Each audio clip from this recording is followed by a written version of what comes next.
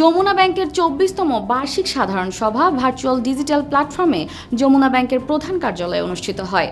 সভায় ২০২৪ সালের জন্য ১৭.৫০% নগদ এবং ৬.৫০% স্টক ডিভিডেন্ড অনুমোদন করা হয়। এছাড়াও ৩১ ডিসেম্বর ২০২৪ সমাপ্ত বছরে ব্যাংকের নিরীক্ষিত বার্ষিক আর্থিক বিবরণী সভায় উত্থাপন করা হয় এবং সম্মানিত শেয়ার হোল্ডারগণ ব্যাংকের কার্যক্রমের উপর তাদের মতামত ব্যক্ত করেন। এছাড়াও নানাবিধ বিষয়ে প্রস্তাবনা পেশ করেন। উক্ত সভায় সভাপতিত্ব করেন ব্যাংকের পরিচালনা পর্ষদের চেয়ারম্যান রবিন রাজন সাখওয়াত। সভায় ব্যাংকের পরিচালক বৃন্দ, স্বতন্ত্র পরিচালক, ব্যবস্থাপনা পরিচালক ও CEO Mirza Ilias Uddin Ahmad, company secretary এবং উল্লেখযোগ্য শেয়ার হোল্ডারগণ উপস্থিত ছিলেন। We are very proud of our performance. As you all know that the economy, global economy as well as Bangladesh economy has had some shocks in the past, but we are very proud that Jamuna Bank PLC has always stood strong, has paid out consistent dividend to our shareholders, which is a testament to the financial strength of our company.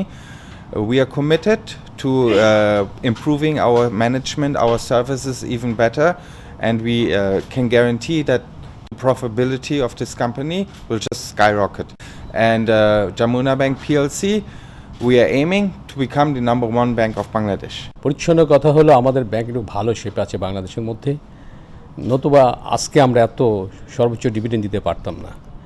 R Jamuna bank অত্যন্ত বিশ্বস্ততার সহিত আমানতকারীদের আমানত সংরক্ষণ করে। আমি শুধু বলতে চাই যে যমুনা ব্যাংক আপনাদের ব্যাংক।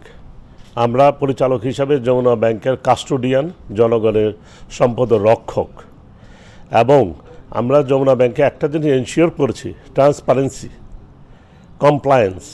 আমরা সরকারের সমস্ত আইন কানুন সঠিকভাবে মেনে চলছি এবং জনগণের সম্পদের সুরক্ষা দেওয়ার জন্য যত রকম কার্যক্রম আছে সব রকম কার্যক্রমের সঠিক ব্যবস্থা আমরা নিয়েছি।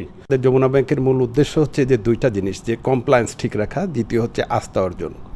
তাই আমাদের সাথে যারা স্টেক হোল্ডার আছেন, যারা ডিপোজিটার্স আছেন এবং যারা যে সমস্ত আমাদের কাস্টমার আছেন, শেয়ার হোল্ডার আছেন, সবার আস্থাটা যাতে আমরা ধরে রাখতে পারি সেই মর্মে আমরা কাজ করি এবং বাংলাদেশ ব্যাংকের কমপ্লায়েন্সগুলো যেন আমরা ঠিকমতো পরিপালন করতে পারি সেভাবে আমরা কাজ করে যাচ্ছি।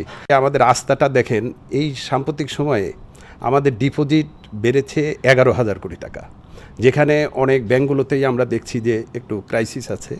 এই সময়ে আমাদের কিন্তু 11,000, এটা একটা আমরা মনে করি যে আমাদের ডিপোজিটের একটা আস্থা আমরা অর্জন করতে পেরেছি।